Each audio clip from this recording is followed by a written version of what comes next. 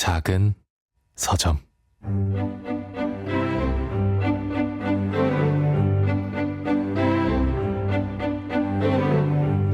안녕하세요. 작은 서점에서 장강명의 인생책 코너를 맡고 있는 소설가 장강명입니다.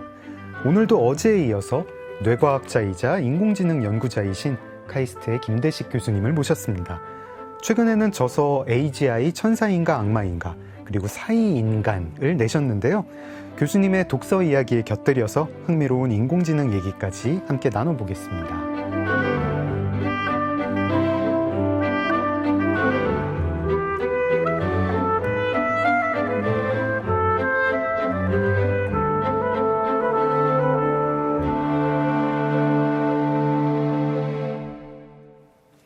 네, 교수님 안녕하세요. 네, 안녕하세요. 네, 안녕하세요. 저희가 어제 1부에서 네. 책 2권 얘기밖에 못했습니다. 세스노토범의 계속되는 이야기, 그리고 미하일 불가코프의 거장과 마르가리타.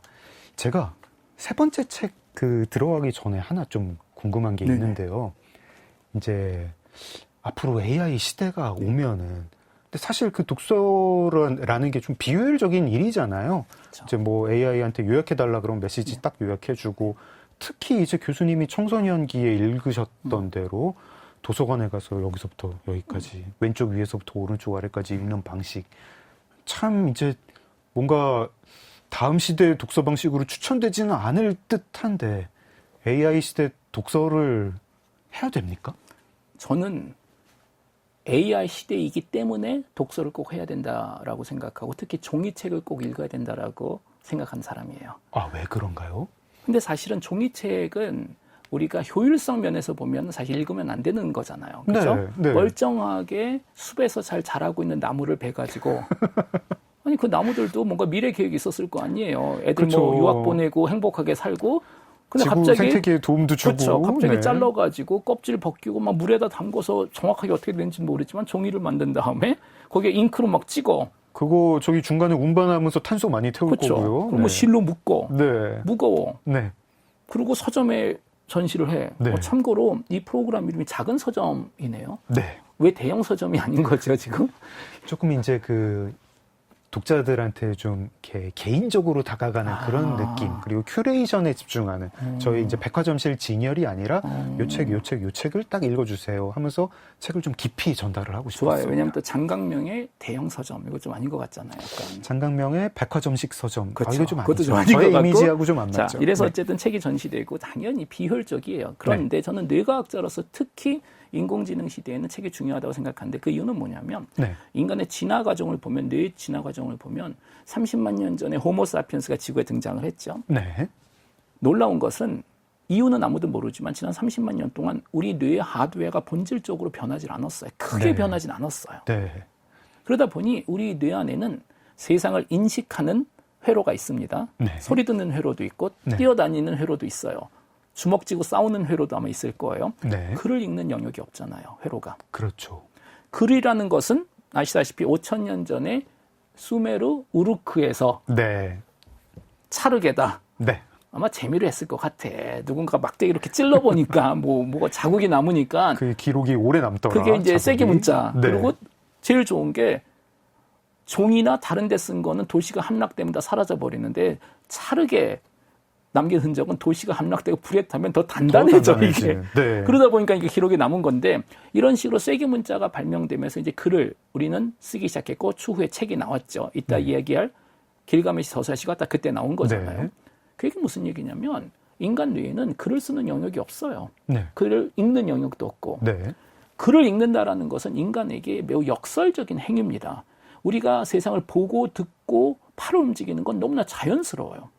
저희가 사실 글 읽으려고 5살부터 한 9살까지 진짜 분투하잖아요. 그렇죠. 네. 그리고 힘들어요. 네. 그러다 보니 학교 졸업하고 책을 안 읽는 분들이 정말 많습니다. 이게 네. 힘들기 때문에. 네. 그런데 학교 졸업하고 나는 팔을 더 이상 안 들어. 이런 분들은 아마 없을 거예요. 이건 되게 쉽거든요, 하기가. 그렇죠. 다시 말해서 글을 읽는다는 것 절차가 너무너무 힘들기 때문에 노력을 많이 해야 되는데 아주 흥미로운 게 있는 게 그건 뭐냐면 본능적으로 회로적으로 만들어져 있는 행위, 달리고 팔을 들고 이런 거는 몸에는 변화를 주겠지만 뇌에는 큰 변화를 안 줘요, 사실은. 이미 그 회로가 다 있는 거잖아요. 네. 거대 그 언어 모델로 비교한다면 가중치 값이 그렇게 안 변합니다. 그 경험은. 네. 그런데 글을 읽을 때마다 뇌가 너무너무 많은 노력을 해야 되기 때문에 네. 학습 능력이 대단한 거죠. 더구나 우리가 책에 보면은 사과라고 써 있어요. 잉크로. 네.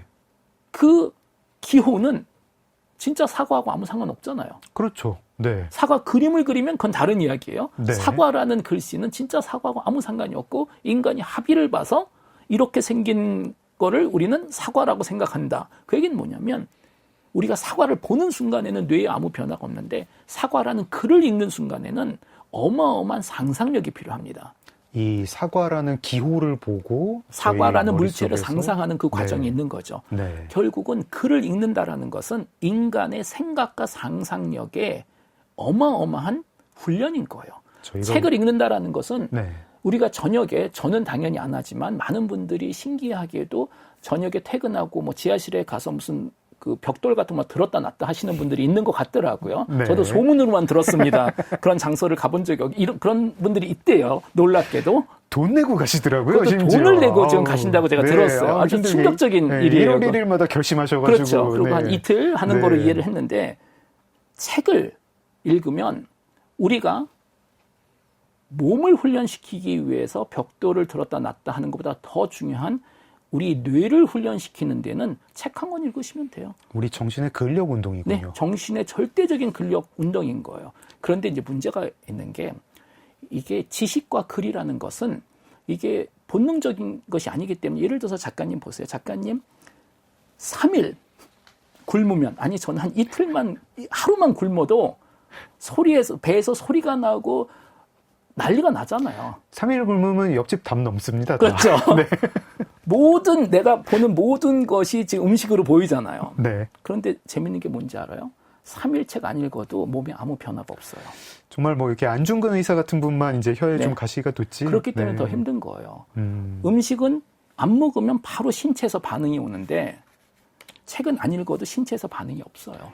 AI 시대에는 이 정신의 근력 운동이 더 필요한가요? 훨씬 더 중요하다고 저는 생각을 합니다. 왜냐? 네. 단순하게 정보, 인공지능은 우리가 남겨놓은 정보를 기반으로 지금 학습을 하는 거잖아요. 네. 그런데 당연히 우리가 AI하고 경쟁 모드로 가서는 안 되는 거잖아요. 우리가 어차피 져요. 네.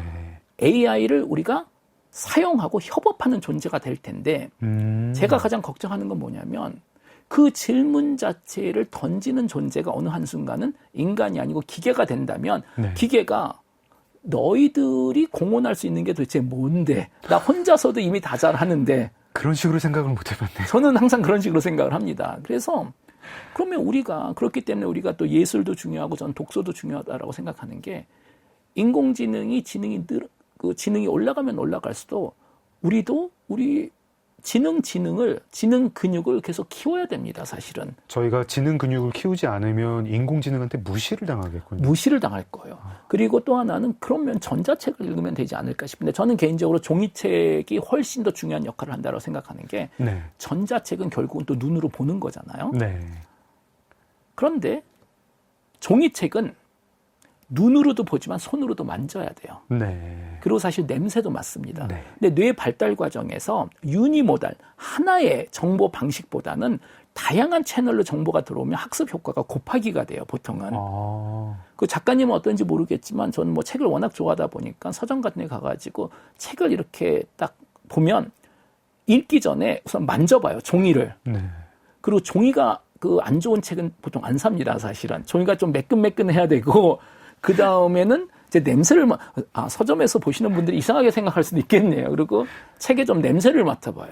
책에 향이 안 좋은 책은 또 안 사요, 보통은. 요즘은 그래서 서점에서도 그 서점 향을 그렇죠. 만들더라고요. 네. K모 네, 대형 K모 서점에 서점에서. 가면은 네. 그것도 팔기도 하더라고요. 저희 집에 있습니다. 그래가지고 K모 좋아합니다. 서점 향이라는 네, 걸 네, 해가지고. 좋아합니다. 근데 그게 도움이 돼요. 네. 왜냐? 후각 자극하고 시각 자극 이게 동시에 들어오고 특히 손의 촉감이 정말 중요하거든요. 이 책을 만지면서 그래서 화면을 보면서 읽는 것보다는 저는 압도적으로 뇌과학적으로 종이를 넘기면서 읽는 게 뇌 발달 그리고 근육 키우기에는 훨씬 더 도움이 되지 않을까 싶어요. 저희가 이 디지털 디스플레이가 있는 기기를 통해서 어떤 뭐 좀 유식해 보이는 사람 몇 사람이 나와가지고 막 말로 얘기하는 거 그런 걸 들으면은 내가 덩달아 유식해지겠지라고 생각하지만 그건 아니군요. 아니에요. 그건 글자를. 아니고 결국은 지식이 내게 되려면 네. 지식이 들어와서 나를 스쳐 지나가기에는 영상이 좋아요. 저도 너튜브 많이 출연해요. 네. 한번 지나가는 겁니다, 이거는. 우리가 근력 운동하는 영상을 본다고 내 근육이 그렇죠. 커지는 게 아니라 내가 그렇지만 직접 책을 그걸 읽는 들어야 순간 되니까. 그 안에 있는 지식이 내게 돼버리는 거예요. 네. 내가 가질 수 있는. 네. 그래서 아마 특히 인공지능 시대에는 종이 책, 그리고 저는 책 중에서도 종이 책, 소설책이 제일 중요하다고 생각해요. 소설책. 전문 책보다 사실 솔직히 미적분은 유튜브에 가면은 인도 사람들이 미적분 가르쳐 주는 거 많아요. 액센트로. If you take this equation 하면서 막 난리가 나요. 네. 잘 가르쳐줘요. 왜냐면 그것만 그 지식만 뽑으면 되는 거거든요. 그런데 소설책의 특징은 우리가 나하고 상관없는 어떻게 보면 2000년 전 살았던 사람의 머릿속에 들어가는 과정인 거잖아요. 네. 소설책이야말로 진정한 의미에서 가상현실이자 증강현실이자 그러네요. XR인 거예요. 네. 고글 안 써도 되죠. 얼마나 좋아요. 그거 싸잖아요. 고글보다. 네. 한 15,000원? 2만 원 주면 책 빌려서 하나 읽을 가지고 수도 있고. 빌려서 읽을 수도 네. 있고. 그러면 남의 머릿속에 들어갈 수 있는, 그래서 우리가 인간으로서 진정한 학습을 할 수 있는 방법은 두 가지뿐이 없잖아요. 첫 번째, 여행한다. 네. 여행함으로써 공간을 배우는 거잖아요. 네. 다른 공간은 어떻게 생겼는지. 두 번째로는 책, 이건 시간 여행이에요. 다른 사람, 다른 시대 사람의 머릿속에 우리가 들어갈 수 있다는 건 사실 책은 위대한 발명품입니다. 가장 가성비가 좋죠. 또 하나는 충전을 안 해도 된다는 얼마나 좋은 장점이 있어요. 시간 여행이라는 말에 딱 어울리는 소설책도 이제 교수님이 인생책으로 꼽아주셨는데요. 움베르토 에코의 장미의 이름입니다. 장미의 이름, 이거는 저도 아주 좋아하는 책이고. 그렇죠. 그래도 교수님 설명을 좀 듣고 싶습니다. 네. 어떤 책이죠? 아마 많은 분들이 읽어보셨겠지만 장미의 이름은 사실 살인사건 이야기죠. 살인사건. 추리소설로도 추리소설. 아주 훌륭하죠. 주인공입니다. 주인공 이름이 윌리엄 오브 바스ker빌. 네. 또 이 단어 갖고 논 거죠. 네. 그렇죠. 바스ker빌의 하운드 셜록 홈즈 시리즈 시리즈가 장편 있죠. 소설인 장편소설. 바스커빌의 개에서 바스커빌의 개가 바스커빌을 있고 가져왔고. 윌리엄은 사실은 그 영국 철학자예요. 윌리엄 오브 오캠이라고 오캠의 그 면도칼이라는 네. 그게 있어요. 이분이 약간 중세 시대 철학자 중에서 처음으로 과학적인 그 생각을 시도해 봤었던 분이에요. 네. 문제가 복잡하면 면도칼 같이 계속 자르자는 거예요. 문제를 자르고 하면 그 정확한 걸 본다. 그래서 이미 여러분들이 아셔야 되는 게 움베르토 에코는 소설 작가가 아니잖아요. 이분 기호학자예요. 네. 기호학자이기 때문에 장미의 이름은 사실 소설책이 아니고 기호학을 재밌게 표현을 한 거예요. 여기서 제목 자체가 장미의 이름이잖아요. 제가 그거를 교수님 책을 읽다 알게 네. 됐습니다. 김대식의 빅퀘스천을 읽다가 네. 장미의 이름 마지막 문장이 지난날의 장미는 이제 그 이름뿐 우리에게 남은 것은 그 덧없는 이름뿐. 그렇죠. 이게 원래 있던 말을 표현을 조금 에코가 바꾼 그렇죠. 건데 왜 이 문장이 마지막 문장이며 장미의 이름 소설은 사실 책 내용에 장미가 나오는 건 안 아닌데 나와요. 장미가 왜 누군가 하고 막 네. 난리가 났었잖아요. 이 책 나오고 네. 나서도 이제 대부분이 여자 주인공이라고 얘기하는데 아니에요, 사실은. 잠깐 나왔다 네, 사라지는 뭐 그 네. 여성 캐릭터가 네. 장미인가 했는데 아니고 이름이 왜 제목이 장미의 이름인가요? 장미의 이름은 중세 철학에는 이제 스콜라스틱 철학이라고 그러죠. 세상을 이해하는 방식을 두 가지가 있었어요. 네. 하나는 제가 지금 갑자기 그 한국 그 이름이 생각 안 나는데 아마 번역을 말 해주시면 될 것 같은데 하나는 리얼리즘이라고 보통 얘기를 합니다. 네. 이게 뭐냐면 이거는 플라톤이 주장을 했었던 거예요. 이거는 그 실체가 있다. 실면론이라고 보통 얘기를 하는 네. 것 같아요. 이게 뭐냐면 우선 그 철학도 그렇지만 나중에 뇌과학 그리고 인공지능에서도 가장 중요한 문제 중에 하나는 우리는 어떻게 보편성을 이해하는가. 네. 자, 봅시다. 우리 눈앞에 지금 강아지 한 마리가 또는 고양이 한 마리가 있어. 고양이가 귀여우니까. 네. 자, 고양이를 보면 알아봐요. 그런데 우리가 가지고 있는 고양이라는 개념은 보편적인 개념이에요. 네. 근데 고양이들은 다 다르게 생겼잖아요. 그렇죠. 이렇게 다른 것들을 우리는 고양이라는 하나의 개념으로 이해를 할까? 이것을 이제 보편성 문제라고 부릅니다. 네. 유니버설 문제라고 부르는데 플라톤이 제시한 건 뭐냐면 우리 눈에 보이는 고양이는 진짜 고양이가 아니고 이데아 세상에는 네. 완벽한 고양이가 있다라는 거예요. 그리고 세상의 고양이들은 그 이데아의 그림자들이다. 네. 불확실한 반영들이다. 그렇죠. 그림자이기 때문에 그림자라는 것은 빛을 어떻게 쏘는지에 따라서 각도에 따라서 좀 다르게 생겼잖아요. 그림자가. 네. 그러니까 결국은 완벽한 그 고양이에 투사되는 역사적인 시간적인 이 조건에 따라서 다른 고양이들이 있는데 우리는 눈에 보이는 걸 가지고 고양이라고 생각하는 것이 아니고 이거의 기원을 네. 생각하고 그렇기 때문에 인간의 생각 능력은 현실에서 벌어지는 거를 뛰어넘어서 어떻게 보면 네. 트랜센덴트한다 그래서 뛰어넘어서 진실을 알아볼 수 있는 유일한 기술이고 그래서 철학이 위대하다고 플라톤은 얘기했고 반대로 예술은 꽝이라고 플라톤은 맨날 얘기한 네. 게 예술가들은 자꾸만 눈에 보이는 거를 모방하려고 그러다 보니까 이미 눈앞에 있는 고양이도 가짜인데 이걸 미메시스라고 그러는 거잖아요. 네. 그 고양이를 또 그리면 가짜의 가짜를 그리는 거니까 야 이거는 안 된다라고 얘기를 하셨어요. 이건 네. 플라톤이에요. 네. 플라톤의 제자는 아리스토텔레스잖아요. 네. 아리스토텔레스는 야 그거다 다 지금 꽝이다. 이데아 세상이 도대체 어딨냐? 네. 없다라고 주장하고 그럼 우리가 세상의 보편성을 알아볼 수 있는 이유는 동일한 이름을 쓰기 때문이다. 실명론이라고 네. 얘기를 하죠.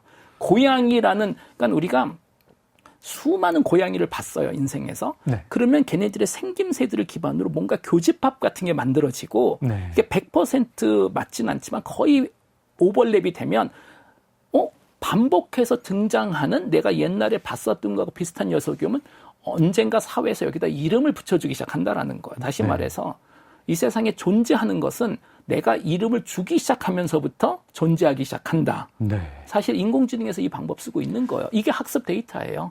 이것도 이제 AGI 천사인가 악마인가 이 책을 읽다가 소름이 돋았는데 예. 결국 인공지능 연구자들이 네. 기존의 기호 기반 방식으로 AI를 키우려다가 개발을 하려다가 그렇죠.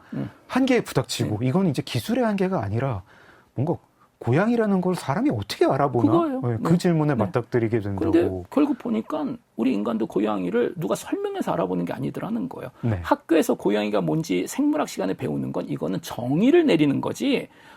초등학생들 이미 고양이 알아봐요. 네. 그럼 그걸 어떻게 했지 보면 부모님들이 설명해서가 아니고 많은 고양이를 보면서 교집합이 생겼던 거고 학교에 가서 그건 고양이야라고 이름이 배정된 거죠. 그래서 네. 아리스토텔레스의 인식론은 이름을 주기 시작하면서 존재한다라는 거예요.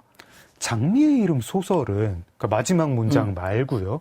이런 어떤 세계를 어떻게 인식하느냐 하는 문제를 좀 소설적으로 어떻게 다루고 있다고 보시나요? 그 장미의 그 이름은 레이어가 한 3, 4개 정도 됩니다. 네. 그러니까 가장 먼저 그냥 눈에 보이는 거는 추리소설이잖아요. 소설 레이어죠. 누가 이 네. 수도원에서 수도원에 살인사건을 저지르고 들어왔는데 있느냐. 살인사건이 계속 일어나는 네. 거예요. 그리고 다들 보면 뭔가 혓바닥이 시커먼 상태로 다 죽습니다. 이제 그 진상은 나중에 밝혀지고요. 그렇죠. 자, 그래서 그러다가 결국은 이제 찾아요. 근데 그 추리하는 과정이 그 움베르토 에코가 이게 기발한 게 서양 철학 역사를 그 추리 과정에다 그걸 번역을 해놨어요. 그러니까 여기서 그 살인자를 찾아내는 과정이 그 진실을 찾아내는 과정인 거예요. 그게. 네. 그래서 항상 보면 이 챕터가 장이 몇 시, 1, 2, 3 시작하는데 이게 철학 역사를 다시 한번 가는 거예요. 그렇군요. 네. 처음에는 이건 이럴 거다라고 주장을 해서 그게 이오니아 철학자들이 얘기한 거잖아요. 세상의 기원은 불과 물과 어쩌고저쩌고 그냥 눈에 보이는 거. 그 다음엔 또 한번 쪼개보자. 그래서 뒤에서 그 서양 철학사를 이 책이 그 추적을 하는 거고 맨 마지막에 이제 스포일러 위험이 있지만 찾아요. 그런데 네. 여기서부터 갑자기 스토리가 달라집니다. 네. 달라지는 게 뭐냐면 결국 이 책이 보니까 진실을 찾는 것보다 그 진실이 인간에게 얼마만큼 행복을 주는지에 대한 이야기인 거예요. 그렇네요. 왜냐하면 이 범인이 네. 그 범죄를 일으킨 이유가 네. 이 지식은 인간에게 도움이 되지 않는다라고 판단을 맞아요. 해서 그런 결국 여기서 이 일으키고. 도서관에는 우리 스포일러 좀 해도 될 것 같아. 읽으시면 되니까. 그리고 워낙 유명한 책이니까. 저희 장강명의 인생책 코너는 소설도 그냥 결말 진상 그럼요. 다 이야기합니다. 네, 원하지 않으시면 지금 끄면 됩니다. 사실은. 한 10분 있다 돌아오시면 길가메시 네. 서사시 이야기할게요. 아리스토텔레스가 그렇기 때문에 자꾸만 아리스토텔레스 얘기가 나오는 게 아까 말씀드렸던 존재는 이름하고 연관성이 있다라는 걸 보여주려고 하는 건데 아리스토텔레스가 수많은 책을 썼지만 예술에서는 아마 중요한 책은 시학이겠죠. 네. 포에틱스.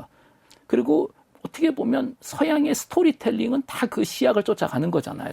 근데, 시작이 있어야 되고 중간이 네. 있어야 되고 끝이 있어. 근데 재밌는 건 그 시약이 맨 끝에서 근데 그 시약 예제가 다 비극을 가지고 얘기를 해요. 거기서. 지금 비극편만 남아있고 희극편이 그렇죠. 없기 때문이죠. 그리고 맨 마지막에 정말 이게 아쉬운 게 자, 지금까지 비극 얘기했으니까 앞으로 코미디 얘기할 거다. 네. 그리고 거기서 문서가 끝나고 네.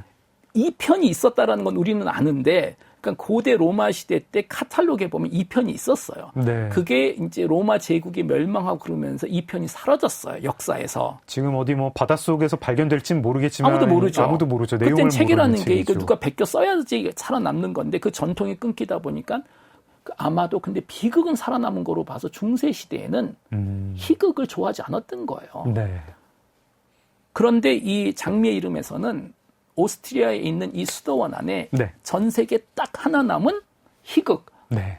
시학 2편이 남아있다라는 거잖아요. 그거를 밖에 있는 사람들은 모르고 몰라. 수도원에 있는 몇몇 수도사들만 그렇죠. 그걸 그러니까 알고 그분들이 있습니다. 계속 그걸 읽으려고 그러는 거예요. 너무 궁금하잖아요. 네. 아리스토텔레스는 희극에 대해서 뭐라고 썼나. 네. 그런데 그 도서관장이 네.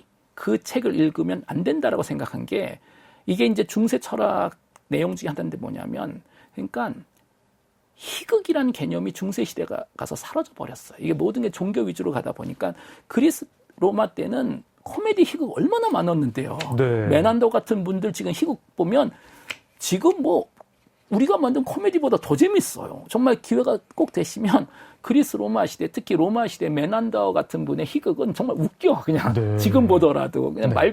그러니까 뭐 지옥에 가서 선배 작가들을 만났는데 선배 작가들이 지옥에서 어떻게 사는지 이런 내용들이 다 희극으로 있는 거예요. 근데 네. 중세기 가면서 이게 다 사라졌는데 그래서 결국 도서관장에게 웃는다라는 것은 이분이 이해를 못하는 게 비웃는다라는 개념뿐이 안 남은 거예요. 근데 아리스토텔레스가 그 웃는다는 행위가 굉장히 큰 의미가 있다고 아마 희극편에서 썼겠지요? 썼겠고 장미의 이름에서는 그렇죠. 나오죠. 그런데 네. 이 도서관장이 봤을 때는 웃는다라는 것은 세상을 비웃는다라는 건데 세상은 신이 만들었잖아. 하나님을 비웃는다라고 해석을 하는 거예요. 이 사람이. 그래서 이런 지식은 하나님이 만든 세상을 비웃는 그런 이야기는 아리스토텔레스는 워낙 유명한 소설가니까 아리스토텔레스가 말했다. 그러면 사람들이 갑자기 세상을 비웃기 시작할 거라고 생각해서 그 책을 읽는 사람들을 다 죽이죠. 아, 이 장미의 이름을 지금 이제 교수님과 함께 다시 생각을 해보니까 너무너무 재미있는 게 이제 그 윌리엄 오캄, 이제 장미의 이름에서는 윌리엄 수사, 그렇죠. 바스커빌의 윌리엄 수사. 윌리엄 오캄은 원래 이제 생각하는 법에 그렇죠. 대한 어떤 그래요. 말하자면 메타 규칙을 제시한 그렇죠. 사람이고 네. 그리고 이 윌리엄 수사가 사건의 어떤 현상의 그렇죠. 실체를 찾기 위해서 밤에 돌아다니는 그렇죠. 곳이 도서관이고 그렇죠. 네. 그리고 그걸 숨긴 수도 관장의 이름은 누가 봐도 뻔하게 이 보르헤스를 가리키는 거고. 아르헨티나 작가 네, 보르헤스. 자, 보르헤스도 네. 도서관장이었잖아요. 보르헤스의 아마 미들네임이 호르헤일 그거예요. 건데. 네. 네, 갖다 그렇죠. 그리고 또 바벨의 도서관이라는 책이 바벨의 있잖아요. 도서관이라는 책도, 보르헤스의. 네, 작품도 썼고. 근데 여기서 흥미로운 건 뭐냐면 결과적으로 이 책에서는 진실을 찾으러 가는 과정인데 결과적으로 나중에 보니까 진실보다 인간이 웃고 행복한 게 훨씬 더 중요한 가치라는 거예요. 그렇다면 진실은 무엇인가? 이름뿐인 건가? 그게 장미의 이름. 그러니 장미는 중세 시대에 뭐냐면 이 세상에 가장 아름다운 걸 그냥 상징하는 거예요. 이게 이제 그 고딕 시대 성당에도 보면 로제타라고 창문이 있잖아요. 그게 장미거든요, 사실은. 네. 그리고 그 중세 시대는 성당으로 들어가는 과정이 다시 어머니한테 돌아간다라는 그 행위였었어요. 해가지고. 네. 그래서 그 교회를 그 마더 처치라고 보통 불려서는 어머니이기 때문에 혹시 그 로마의 상 베드로 성당 가보셨는지 모르겠는데 갔습니다. 가봤습니다. 기둥으로 동그랗게 돼 있잖아요. 그게 엄마의 팔이잖아요. 이렇게 해가지고 사람들을 감싸주는 거잖아요. 거기서. 아, 그렇군요. 그래서 엄마한테 돌아간다라는 그 개념이 항상 있는데 장미가 사실 그런 걸 뜻하는 거거든요. 인간의 다시 그 원래 행복했었던 엄마의 품으로 돌아가는 행복함. 근데 그것도 남는 건 이름뿐이 없다라는 거예요. 결국은. 저희가 아까도 이제 그 기호 기반 인공지능 방식이 한계에 부딪혔다가 이제 그 기계 학습 방식으로 그렇죠. 예. 실체가 뭔지는 모르겠지만 그냥 가르쳐 주면은 양이 많아지면은 얘가 질적 전환을 일으킨다. 그렇죠. 얘기를 할 때도 이 그래서 정말 저는 신기합니다. 나는 네. 사실 장미의 이름을 좋아하는 이유는 첫 번째는 그 진실을 찾아가는 과정을 통해서 서양 철학 역사를 우리가 다시 한번 공부할 수 있는 기회고 네. 그런데 두 번째는 겸손해지는 게 뭐냐면 아무리 참을 저는 이제 과학자니까 진실을 추구하는 사람인데 그래도 제일 중요한 것은 진실보다는 행복이 더 중요하다. 그냥 친구끼리 앉아서 웃는 게 결국은 더 중요하다.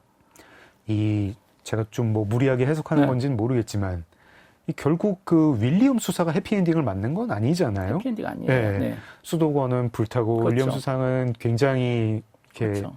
원하던 거를 가장 간절히 읽고 싶었던 걸 못 읽게 되고. 결국 근데 못 읽죠. 그 네. 책을. 이 화자인 아드소 수사는 이거를 뒤에 회고록식으로 쓰는데 이 사람은 또 나름 충만한 인생을 산 것 같은 그렇죠. 그런 느낌입니다. 그러니까 결국은 그 책이 없어도 충만한 그렇죠. 삶을 살았고. 네.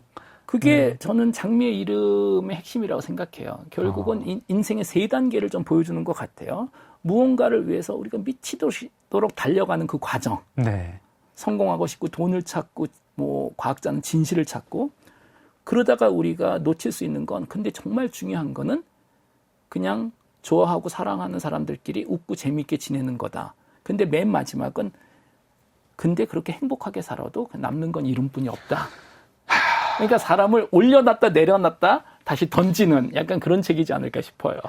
저희가 AI 시대에 고양이 같은 거는 사실 뭐 고양이는 이름뿐인 개념이다라고 하면은 아니 고양이 다 어제도 봤는데 그제도 봤는데 그렇죠. 라고 얘기를 하게 되는데 삶의 의미라는 거는 그냥 개념뿐인 거고 그런 건 없다.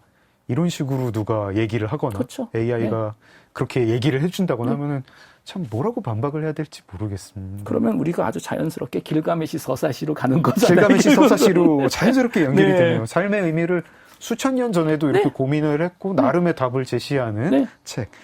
네, 지금 김대식 교수님의 세 번째 인생책 움베르토 에코의 장미의 이름 들어봤고요. 그 다음에 네 번째 인생책이자 메인 디시 길가메시 서사시 이야기해 보겠습니다. 여기서 노래 한 곡 한번 들어보면 네, 어떨까요? 좋습니다. 어떤 노래 들으면 좋을까요? 제가 아주 좋아하는 그 프랑스 여성 그 가수고요. 네. 제베라는 노래입니다. 이게 I want 나는 원한다. 발음을 어떻게 한다고요? 제베 제부? 나는 원한다라는 네. 건데 이분이 노래하는 게 그냥 나는 인생에서 다 원해. 행복하게 살고 싶고 뛰어다니고 파리에서 건너다니고 그냥 그거를 그냥 너무나 그냥 막 그 얘기를 하는 거예요. 그래서 네. 그냥 흥이 나는 노래입니다. 한번 들어보시면 좋을 것 같아요. 저희가 인식론에 얽매일 게 아니라 흥을 내면서 욕망을 가져야 되겠습니다. 듣겠습니다. 네. 작은 서점 장강명의 인생책 김대식 교수님과 함께하고 있습니다.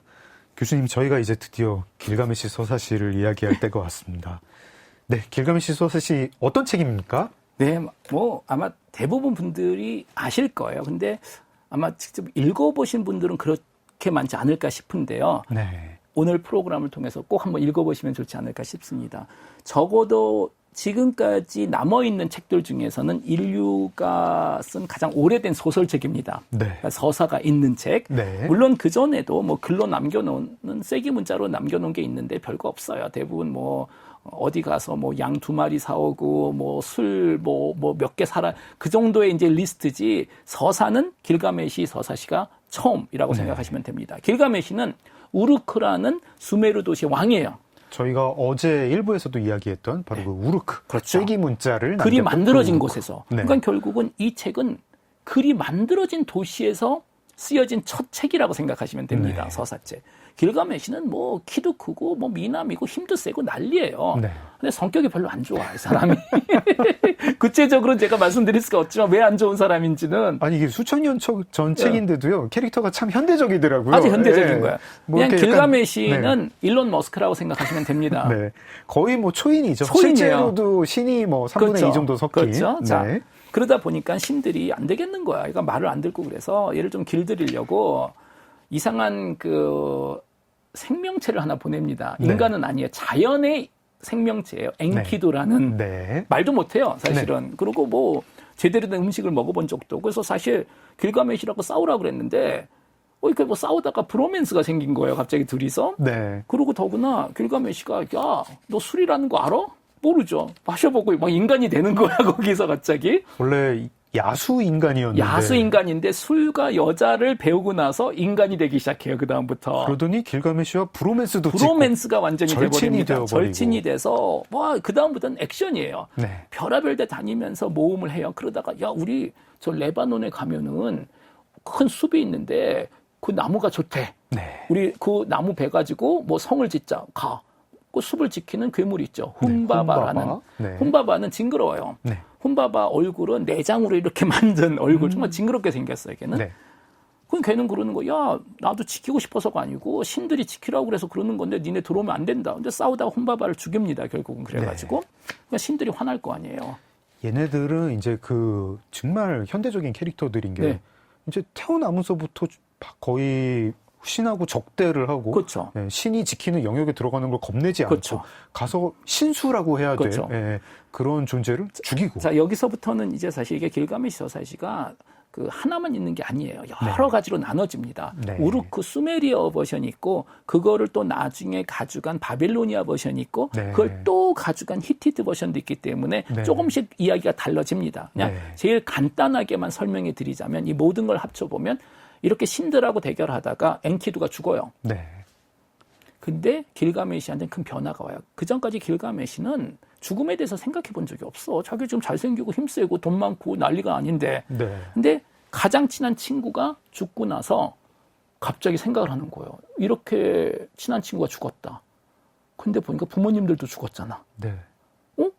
삼촌도 죽었네? 누구도 죽었네? 누구도 죽었네?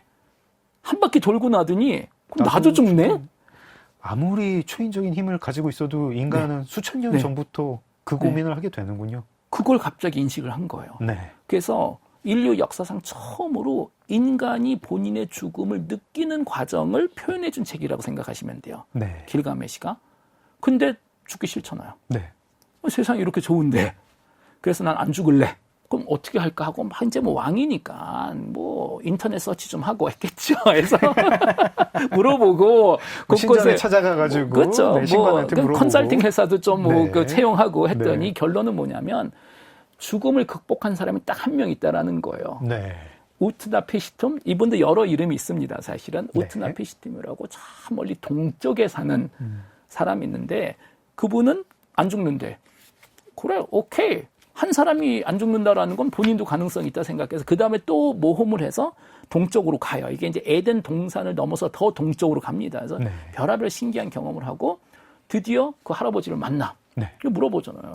왜 당신 안 죽냐? 했더니 내가 옛날에 신들한테 좀 귀염을 받았어라고 이분이 여기서 얘기하는 서브 플로트가 우리가 다 알고 있는 노아의 방주 이야기를 여기서 네. 해줍니다. 사실 노아의 방주 이야기가 수메르 이야기잖아요. 큰 홍수가 나서 인류가 절멸을 했지만 그렇죠. 방주에 태워서 동물들과 그렇죠. 함께 살아남은 그러니까 사람의 이게 이야기. 참 이 신들이 짓궂은 게 이 수메르 신들이 찰흙으로 인간을 만들었잖아요. 거기서. 네. 근데 큰 실수를 했죠. 말할 수 있는 능력을 줘버렸어. 네. 그랬더니 쉬지 않고 수다를 떠는 거예요. 진짜로. 작가님하고 저도 말을 많이 하지만 수메르 시대 때 인간들도 말을 많이 했나 봐요. 그러니까 신들이 시끄러워 죽겠는 거야. 계속 말을 하니까. 그래서 나 시끄러워서 잠을 못 자겠는 거야. 신들이. 그래서 야, 안 되겠다. 찰흙이니까 홍수 다시 그냥 물로다 해서 다시 흙으로다 만들어버리자. 네. 그래서 대홍수를 만드는데 그중에 신 중에 한 명이 또 인간들 귀엽잖아요. 재밌기도 하고. 그래서 이 우트나 페스팀한테 미리 얘기를 해주고 방주를 만들어서 살아남고 근데 신들이 재밌는 게 그 대홍수를 만든 신이 나중에 후회를 해요. 걔네들 재밌었는데 뭐 네. 그런 거죠. 장난감 갖고 놀다가 버렸는데 후회하는 식으로. 그랬더니 다른 신이 와서 근데 한 명은 살아남았다. 그랬더니 이제 보상으로 영원한 영생을 준 거예요, 신들이. 이 창세기에 나오는 노아의 설화도 네. 사실은 뭐 그 전에 이제 여러 가지 고대 그렇죠. 설화를 네. 이제 유대인들이 네네. 자기들 네, 이제 바빌로니에 종교에 잡혀 있을 때 그 네. 이야기를 도서관에서 봤겠죠. 그분들도. 그러면서 아마 자기들 경전에 포함을 그럼요. 시켰을 그분들도 텐데. 제가 봤을 때는 인종차별 당하고 돌 맞고 막 도망다니다가 도서관에 가서 그 이야기를 보지 않았나 싶어요. 도서관은 정말 이렇게 약자들의 도피처이자 그럼요. 너무 좋아요. 상상력의 보고이자 왜냐하면 네. 나쁜 애들은 안 들어오거든 도서관에는 절대로. 도서관 그러니까 우리가 네. 이 드라큘라가 오면 이 마늘을 던지잖아요. 네. 이 힘세고 분리들이 오면 도서관으로 가면 돼요, 사실은. 그래서 꼭 나쁜 애들이 세상 정복하려고 하면은 책을 불태우는 걸로 그럼요. 시작을 제일 먼저. 하더라고요. 그럼요. 네. 자, 이래서 우트나피스팀은 그 영생을 얻어요. 그래서 그럼 길가메시가 그러면 나도 영원히 살고 싶다.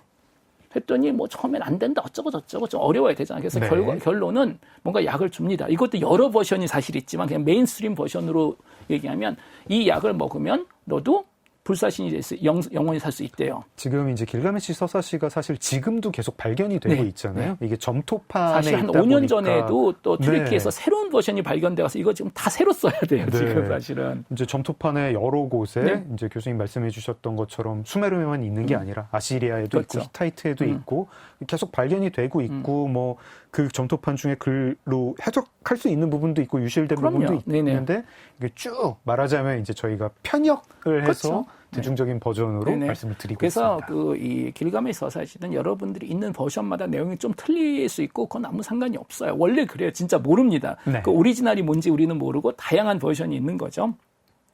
그래서 그 약을 줘요. 그걸 먹으면 이제 영원히 살 수 있대. 네. 근데 제가 이해를 못하는 게 작가님이나 저 같으면 바로 먹을 거 아니에요, 그거를. 그 꼭 이렇게 그런 불로초 뭐 이런 거 받은 사람들은 꼭 이렇게 먹기 전에 뭔가 그 좀 부조리한 일을 저질러 가지고 그냥 자꾸 미적대고 호수에 가서 목욕을 하고 뭐 괜히 뭘 해.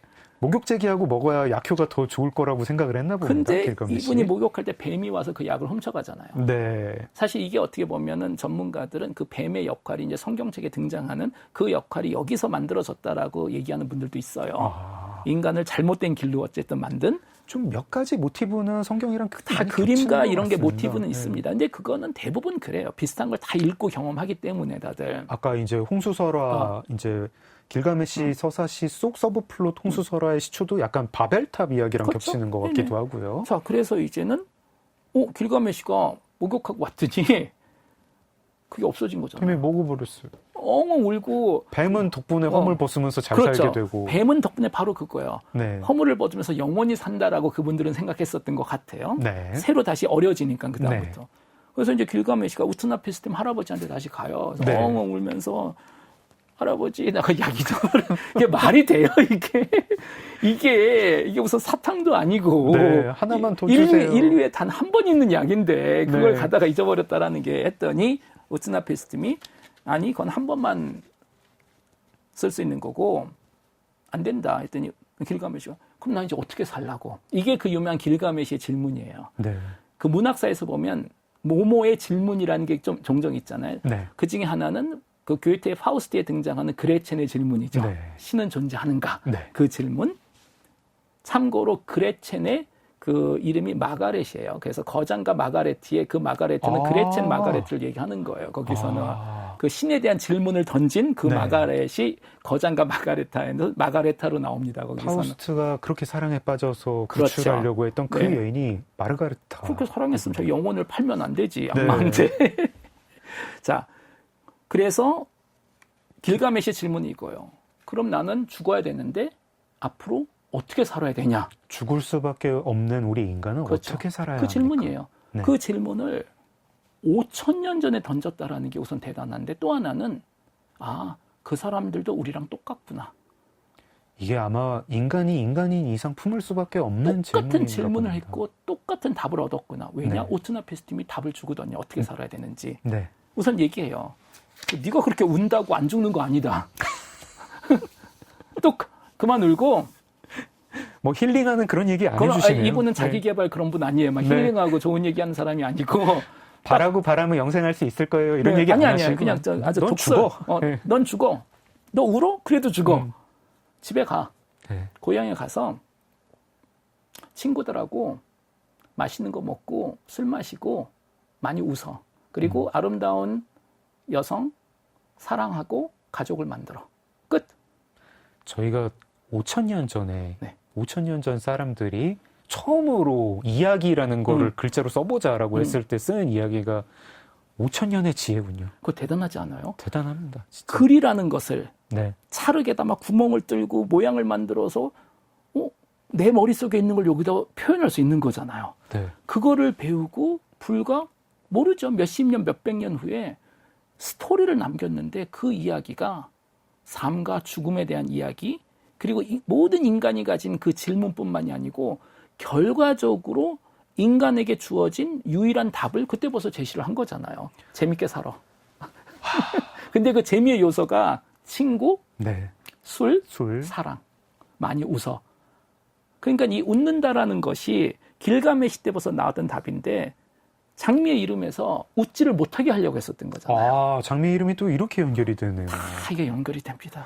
작가님 이게 지금 큰 계획이 있어요. 이게 지금 뭔가 이게 뭐 속은 것 같은, 약간 네. 홀린 것 같은. 원래부터 다 계획이 우트나 있었습니다. PC한테 이게. 홀린 것 같은 그런 그렇죠. 느낌인데. 웃음이 인간이 비웃는 것이 아니고 세상을 경험하고 그 웃는 것이, 특히 친구들하고 웃는 것이 인간에게 주어진 가장 큰 행복 중에 하나인데, 중세 시대 그 어두운 시대에서는 진실이 행복보다 더 중요하다고 생각했기 때문에 그걸 찾지 못하게 한 거잖아요. 웃지 못하게. 그러려고 사람을 죽이고 이 책에서. 교수님이 이제 재작년에 네. 챗GPT에게 묻는 인류의 미래라는 네네. 책을 네네. 쓰셨잖아요. 네네. 이제 챗GPT한테 그 대화를 하면서 그 기록을 남긴 건데, 거기에는 이제 길가메시 서사시가 나오고 그 길가메시 서사시의 교훈을 두고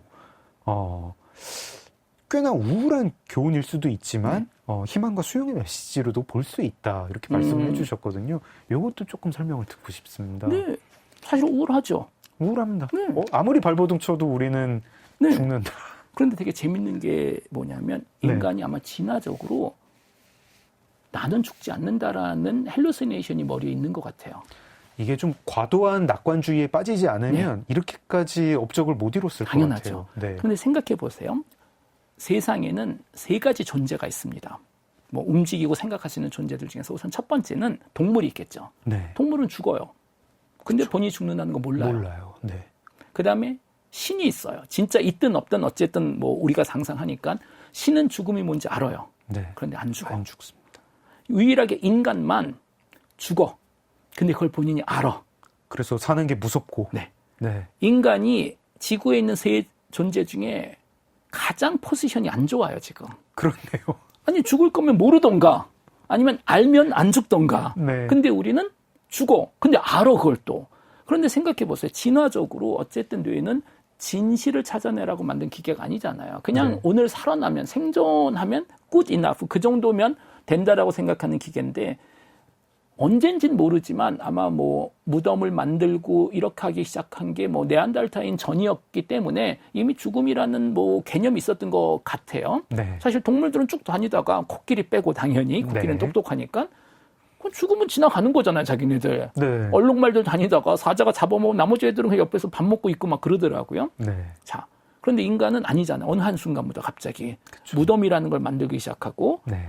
분명히 그거는 꽤 오래된 것 같아요. 자, 그러면 이제 머릿속에 길가메시의 질문이 생겼겠죠. 네. 그 고대 인류에게도. 그게 호모 에렉투스일 수도 있고 네안데르탈인일 수도 있고 우리는 모릅니다, 정확하게. 언젠가는 갑자기 나도 죽는다라는 생각이 들었을 거예요. 네. 그런데 그러는 순간 모든 게 무의미해지잖아요. 네. 어차피 죽을 거 뭐하러 해? 그럼 이런 내가 얘기하고. 왜 이 정말 신석기 시대에 스카이를 내가 들어가야 돼? 뭐 그런 질문에 내가 왜 이 신석기 수능 시험을 봐야 돼? 도끼 누가 더 멀리 던지는지 그런 시험 받겠죠, 걔네들도. 저 들소를 뭐 굳이 그렇게 애써가지고 그러니까 잡을 필요가 좀 있을까요? 왜로 잡어? 네. 어차피 죽는데? 네. 그러면 큰일 나죠. 진화 과정에서 보면 그러면 아무도 아무것을 안 할 거 아니에요. 네. 그래서 아마도 새로운 헬루시네이션 또는 아니죠. 새로운 헬루시네이션이 생긴 사람들이 더 생존하고 사냥을 더 많이 나가고 자식을 많이 낳았으니까 그 유전자가 더 많이 퍼졌을 텐데 그 새로운 생각이 뭐냐면 나는 아닐 것 같다. 나는 아닐 것 같다. 나만은 아니다. 혹은 내가 들소를 열심히 잡아가지고 고기를 많이 부족한테 공급하면 그렇죠. 나는 혹시 죽어서도 또 영생의 그러니까는 존재가 된다. 뭔가 루폴이 있을 거라는 나는 그걸 피해갈 수 있는 그렇죠. 네, 피해갈 방법이 수 있을 있는 거라는. 하나는 뭔가 누구한테 막 이렇게 그 바치고 네. 많이 그냥 주면 산재물 바치고 그게 번제 이제 제사를 올리고. 우트나 피스템 이야기잖아요. 뭔가 네. 큰 공헌을 하면 그 수억 명 중에 한 명. 근데 그게 나일 수 있다라는 희망. 네. 첫 번째는 그거였을 거고 두 번째는 그게 이제 추후에 어떻게 보면 많은 종교들이 등장하면서 어떤 생각이 갑자기 생기기 시작했냐면 사실 이거는 상당히 훌륭한 이거는 혁신적인 아이디어였어요. 그게 뭐냐면 지금 세상은 사실 플라톤의 영향을 많이 받은 거죠. 나중에 네. 지금 세상은 가짜다. 이거는 영화의 티저다. 우리가 진정한 영혼이라는 존재가 우리의 실체는 진정한 영혼인데 이 영혼들이 머무르는 진정한 세계가 그렇죠. 있어서 특히 그곳으로 돌아간다. 죽고 난 다음에 그쪽으로 간다. 아하. 그게 진짜 본 게임이다. 네. 지금 우리가 살고 있는 거는 뭐 헐리우드 영화도 나오면 티저들 보여줘 1분짜리. 네. 그걸 보고 있는 거라서 그렇기 때문에 이 세상이 이렇게 이해하기가 어려운 거다. 티저기 때문에. 뭐 막상 그런 주장을 진지하게 펼치시는 분들한테도 그럼 빨리 그 세상 가세요. 근데 이러면 그걸 안 가겠대. 싫어하시더라고요. 그럼요. 네. 그럼 싫어하시죠. 아니 티저도 재밌으니까 잠깐만 좀, 하고서는. 네.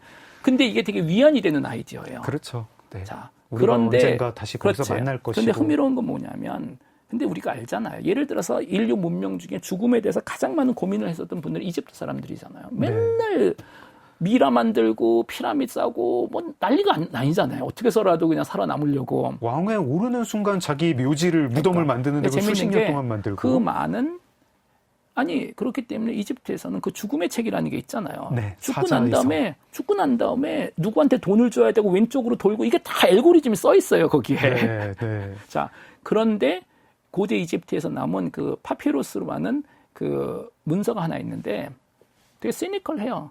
아무도 안 돌아왔다 사실. 그런데 그러니까 지네들 자기네들도 안 거예요. 이게 다 그냥 의미가 없다라는.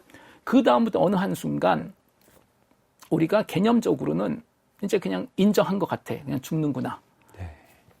그래서 어느 한 순간부터 캅디엠 이게 바로 오트나피스툼의 대답이죠. 재밌게 살자 살아있을 때. 이 순간을 즐기자. 그리고 우리는 현대 사회에 와서는 지금 그렇게 인정하고 사는 거잖아. 이 순간을 의미 있게 살자. 뭐 순간이 중요하다. 어쩌고 저쩌고. 그런데 재밌는 게 뭐냐면 21세기에 들어와서 인간이 영원히 사는 게 불가능해 보이지 않아요. 이제 과학적으로. 이제 진짜 그 바빌로니아에서 네. 아니 수메르에서 싹쳤던 인류 문명이 네. 1기가 끝나고 2기가 들어가든지 맞아요. 아니면 인류 문명이 끝나고 뭐 다른 뭐 기계 문명이 들어오는 지금 건지. 그 딥마인드 회사죠. 네. 알파고를 만든 회사잖아요. 데미스 하사비스 같은 분이 이분은 AGI를 연구하는 이유가 딱 두 가지뿐이 없어요. 첫 번째는 AGI가 등장하면 인간이 멍청해서 풀지 못했던 문제를 다 풀어줄 거라는 거예요. 네. 첫 번째 문제는 에너지 문제를 풀어준다. 핵융합 에너지. 핵융합할 때 그 플라스마를 제어하는 그 알고리즘을 우리가 찾아내지 못해서 지금 핵융합을 못하는 거잖아요. 우리가 그 상온 핵융합이라고 그렇죠. 하는 그 네. 난제를 네. 그 문제만 AI가 풀어주면 근데 이거는 불가능해 보이지 않거든요. 그냥 우리가 멍청해서 못 푸는 거예요. 그러면 무한의 에너지가 생겨요. 네. 그럼 데미스 하사비스가 주장하는 게 전 세계 사회, 경제, 정치적인 문제의 모든 공통점은 에너지 부족이다. 지금 이제 수소를 가지고 상온 핵융합을 그렇죠. 할 수 있으면 뭐 그렇죠. 석유 가지고 싸울 일이 없죠. 그러니까요. 네. 그래서 무한 에너지가 제공되면 그냥 세상의 문제들은 거의 자동으로 사라지니까 우리 이 작은 문제들 풀려고 노력하지 말고 그 위에는 큰 문제를 풀고 스스로 해결이 되게 하자라는 게 첫 번째고 두 번째는 AGI가 만들어지면 인류의 모든 질병을 해결해 줄 거고 특히 죽음이라는 질병을 풀어줄 거라는 거예요. 실리콘밸리 분들은 지금 죽음을 질병이라고 생각하고 있어요. 인간의 운명이 아니고 해결이 가능한. 이거는 이제 우트나피시 팀이 들으면 굉장히 경노할. 네. 할아버지가 막 뭐 지팡이 던지고 막 네. 화내겠죠. 저희가 이 인류 문명 1기까지는 네. 죽음이라는 건 질병이 아니라 인간을 인간답게 만드는 맞아요. 네, 그리고 인간의 삶이 사실은 이 죽음을 통해서 규정이 되는 그래서 우리가 지금 어떻게 살아야 하느냐 하는 문제는 네. 죽음이 있다는 걸 전제로 이렇게 고민을 당연하죠. 해서 길가메시의 대답도 그게 교훈인 나오고. 거잖아요. 네. 길가메시가 그걸 인정하고 받아들였기 때문에 제대로 된 사람이 돼서 돌아오는 거잖아요. 갔다가 그렇죠. 망나니로 갔다가 제대로 된 어른이 돼서 돌아오는 거잖아요. 저희가 뭐 실존주의 철학이건 그렇죠. 뭐 종교의 가르침이건 모든 게 그렇죠. 밑바닥에는 우린 다 필멸의 존재다 그렇죠. 이런 인식이 네. 있는데 또 정말로 그리고 이게 약간 망상 같아 보이는데 해가 지나갈수록 영생이 기술적으로 가능하지 않을까 이런 그렇죠. 생각 그래서 들거든요. 지금은 뭐 여러 가지 아이디어가 있는데 제 결론은 뭐냐면 또 이제 이러면 금방 또 댓글에 나올 거예요. 가르쳐 주세요 교수님하고 저도 몰라요 당연히. 그리고 제 생각에는 아직은 오래 걸릴 겁니다. 네. 50년에서 100년 정도 걸리지 않을까 싶어요. 자 여기서부터 이제 아주 흥미로워지는 게 흥미로워지는 앞으로 게 50년을 사느냐가 좀 그렇죠. 관건이군요. 그래서 레이 커츠바일이 네. 그분은 30년이라고 얘기해요. 30년만 살아남으면 영생이다. 그분 그래가지고 약을 하루에 뭐 수백 개를 드신다면서요? 무슨 비타민 같은 거를 하루에 몇백 개씩. 난 그것 때문에 돌아가실 것 같아, 지금, 이분. 어? 아니, 예전에 진시황제도 오래 네. 살겠다고 뭐 납 같은 거 먹다가 거기에, 그것 때문에 돌아가신 거잖아요. 수은 많이 먹어서. 수은 많이 먹어가지고. 네, 죽었다고. 그게 무슨 얘기냐면, 이제 우리가 여러 과학기술, 의과학기술 발전 때문에 특히 인공지능이 발달하면서 우리가 상상해 볼 수 있는 건 그렇게 되면 일론 머스크 같은 분도 그 뉴럴 링크를 통해서 뇌 안에 있는 정보를 읽겠다는 거잖아요. 그리고 네. 최근에 그 샘 얼트만도 또 새로운 회사를 하나 그 투자를 했어요. 머지라는 똑같은 거예요. 네. 뇌 정보를 읽겠다. 그거 왜 하려고 하면 뭐 질병 고치겠다라는데 아니에요. 뇌에 있는 정보를 다 읽으면 지금 현재 과학적인 개념에서는 신경세포들 안에 있는 가중치값. 네. 이게 생각해 보세요. 구글이 만든 거대 언어 모델이 있어요. LLM. 네. 오픈 AI가 만든 거대 언어 모델이 있어요. 구글의 언어 모델의 가중치 값을 카피해서 얘한테 주면 얘가 알던 거 얘도 다 알아요. 그러면 사람의 신경회로의 가중치 값을 카피를 해서 그렇죠. 어디다가 업로드를 할 수 있겠군요. 그렇죠. 그 업로드 대상은 세 가지 옵션이 있겠죠. 첫 번째는 뭐 얼마 전인가 뭐 푸틴 대통령하고 시진핑하고 어디 길거리 가다 얘기한 게 그런 네. 얘기 아니었었어요. 뭐 그 입모양을 가지고 추론한 이야기가 그 옵션이 영생에 있고, 대한 이야기였다는 네, 그건 얘기를 하면 안 했죠. 되겠죠, 여러분. 네. 두 번째는 이것을 로봇에 심어주자. 네. 세 번째는 클라우드에 올려놓자. 네. 자, 그게 뭐냐면 내 머릿속에 있는 모든 정보를 백업을 하는 순간 나는 영원히 살 수 있다라는 거예요. 이거는 설령 저희가 뭐 육체적인 질병을 극복하는 방법을 개발하지 네. 못한다 하더라도 그렇죠. 의료 기술이 거기까지 나오지 못한다 네. 하더라도 뇌에 있는 네. 저의 모든 정보를 어디 저기 뭐 클라우드에 올리면 그렇죠. 거기 장강명이라는 의식이 그대로 남아 있는 거고 장강명은 영생하는 거 아니냐. 구독료를 계속 내셔야 돼요. 그 구독료를 대신에. 내겠군요. 네. 아, 구독료 안 내는 순간 딱 삭제될 거예요. 그 구독료 내기 위해서 열심히 열심히 일을 해야 됩니다. 자, 그렇군요. 근데 이게 다 사이언스 픽션이에요. 지금은 기술적으로 불가능한데 중요한 건 뭐냐면 우리 과학계에서는 두 가지로 구분을 해요. 본질적으로 물리학적으로 자연의 법칙으로 불가능한 게 있어요. 네. 타임머신은 불가능해요. 네.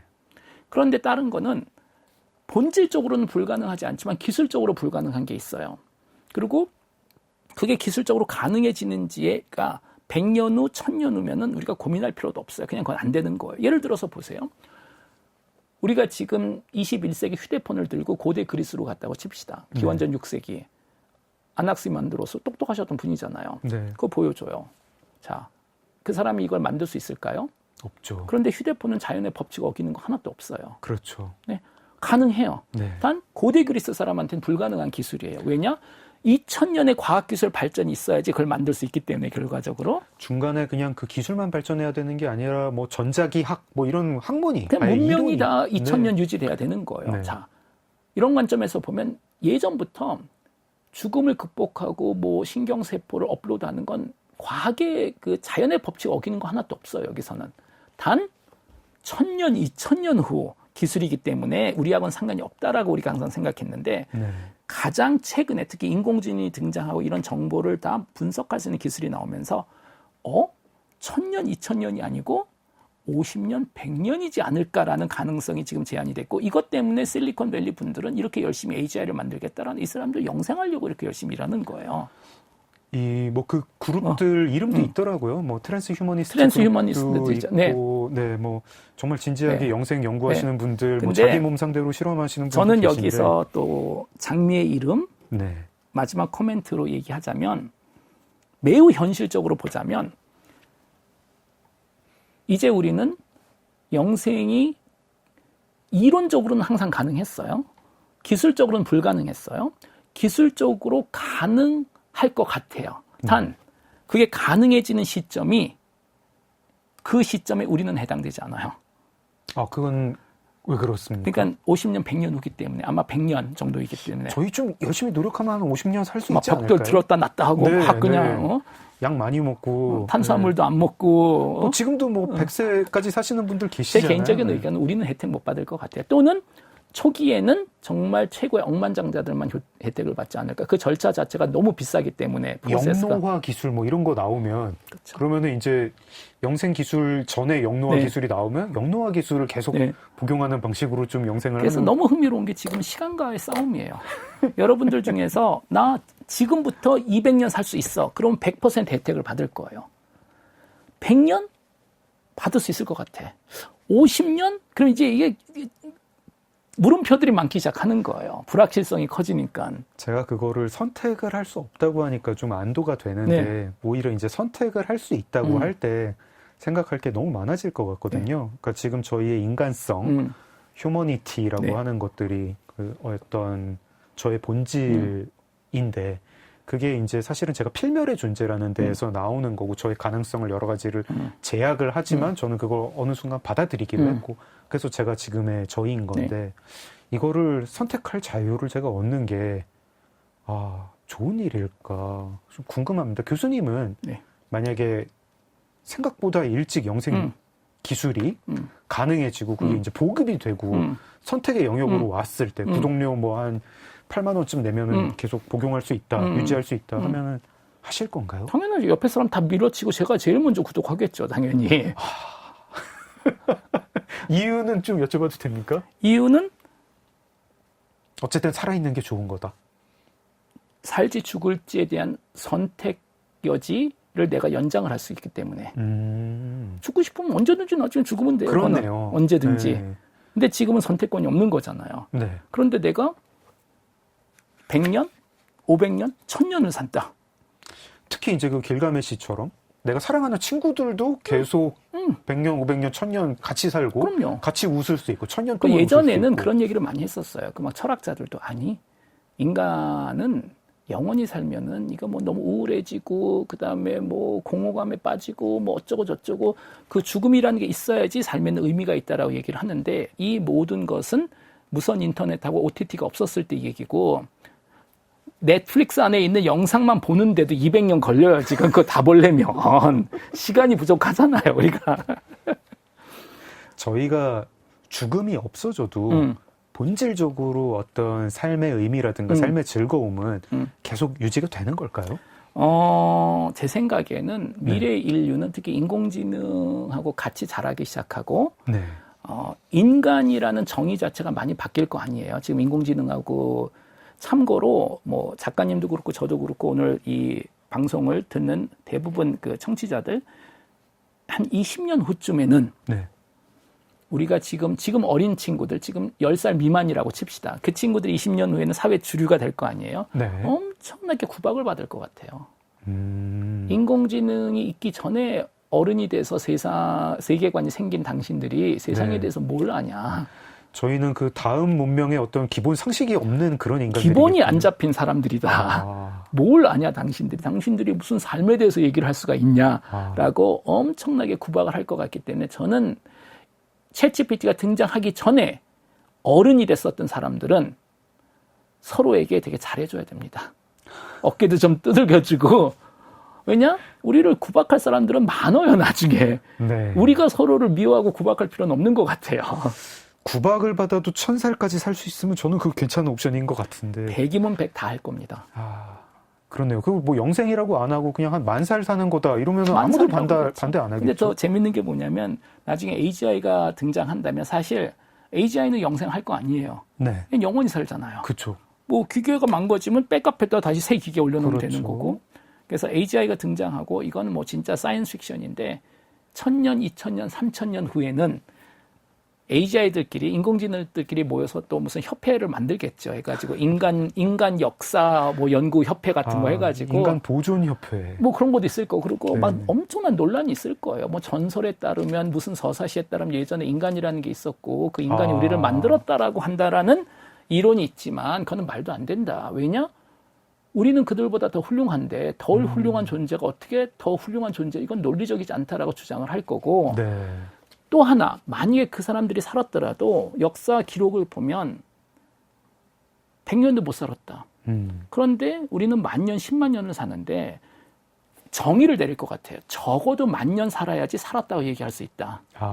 그러니까 정의를 내려서 100년 이하로 산 거는 산 게 아니다라고 얘기할 것 같아요. 우리 보세요. 하루 살잖아. 네. 산 것 같지 않잖아요. 뭔가 그 AGI들의 어떤 고대 그리스 철학 같은 그런 그렇죠. AGI들의 철학이 싹 그렇죠. 트겠군요. 우리가 봤을 때는 우리는 재밌을 그래도 것 100년 같습니다. 사니까 네. 하루살이는 그건 산 게 아니라고 우리는 믿고 싶잖아요. 그들은 그들대로 세상의 기원과 자신들은 어디서 그럼요. 왔는가. 하루 종일 열심히 살 거예요. 막 걔네들도. 와, 저희가 길가메시 서사시를 가지고 AI 이야기까지 한 3시간은 더 할 수 있을 것 같은데 다음 기회를 한번 노려보겠습니다. 알겠습니다. 네. 교수님 마무리하기 전에요. 네. 교수님 앞으로 계획도 좀 여쭙고 싶고 저희가 모든 게스트한테 여쭤보는 게 있거든요. 네네. 하루 일과 어떻게 되는지 그것도 좀 듣고 싶습니다. 저는 하루 일과가 대부분 그냥 정보하고 같이 보내는 것 같아요. 정보. 책을 읽든 네. 뭐 인터넷을 보든 계속 그 새로운 정보를 제가 뭘 아는 걸 되게 좋아해요, 사실은. 그래서 네. 이상한 잡식이 좀 많아요. 정말 쓸모없는 인생에 아무 도움 안 되는 그런 지식들. 그리고 제 인생의 큰 목표 중에 하나는 뭐 저는 아무래도 그 영생의 혜택을 못 받을 것 같아가지고 그 2가지 지금 옵션을 가지고 있어요. 네. 그게 뭐 언제가 됐든 첫 번째는 나는 죽어야 되는데 사람들 여전히 살아 있잖아요. 다들 재밌게. 그래서 아주 어렸을 때 꿈, 이건 정말 어렸을 때 얘기예요. 지금 아닙니다. 오해하지 마세요, 여러분들. 그래서 네. 제가 어렸을 때 꿈은 제가 죽어야 될 때 뭔가 바이러스를 터뜨려서 인류를 멸망시키고 죽겠다라는 게 제 꿈이었었어요, 사실은. 아니 뭐 남들이 같이 죽으면 좀 덜 억울한가요? 좀 덜 억울한 것 같아. 제가 제일 싫어하는 게 나 없이 다른 사람들이 노는 거거든요. 재밌게 노는. 네네. 그게 첫 번째인데 그거는 이제 어렸을 때 얘기고 제가 철없을 저기 때. 미션 임파서블에 나오는 그 나쁜 과학자들이 그거는 어디서 나오는지 알 것 같습니다. 아주 어렸을 때 철없을 때 한 30대까지 꿈이었었고 지금은 좀 다릅니다. 지금 제 꿈은 이 세상에 있는 모든 지식을 다 배우고 이해한 다음에 편지를 남길 것 같아요. 나는 삶과 우주의 비밀을 이해했다. 그런데 너네들한테는 안 가르쳐줘 하고 그냥 편지 남기고 갈 것 같아요. 그 수학자 누구죠? 그 페르마. 증명 페르마. 거기서 모방한 페르마의 거예요. 정리처럼. 그 사람 네. 못 풀었을 거야. 근데 나는 풀었는데 지금 이 책에 네. 빈 공간이 야 정말 그런 말이 어디 있어? 이 빈 공간이 부족해서 설명을 못함 네. 하고서는 저도 하지만, 그렇게 하려고요. 그 수백 년의 낚시가 성공했고 재밌었으니까. 낚시. 저도 그 낚시 하나 남겨놓으려고 네. 지금 이 빈 공간이 부족해 가서 쓰지 못함 하고서는 정말 짓궂으십니다. 그래도 어린 시절보다는 조금 좀 좋아졌죠. 건설적으로 많이 발전했어요. 건설적이고 네. 나름 또 재미있네요. 네. 약간 은하수를 여행하는 히치하이커를 위한 그렇죠. 가이드 네. 그런 느낌도 들고. 알겠습니다. 교수님 너무 즐거웠습니다. 어제에 이어서 오늘까지 작은 서점 장강명의 인생책 뇌과학자이자 인공지능 연구자 카이스트 김대식 교수님과 함께했습니다. 시간 내주셔서 감사합니다. 네, 감사합니다. 네, 작은 서점 장강명의 인생책도 문 닫겠습니다. 소설가 장강명이었습니다.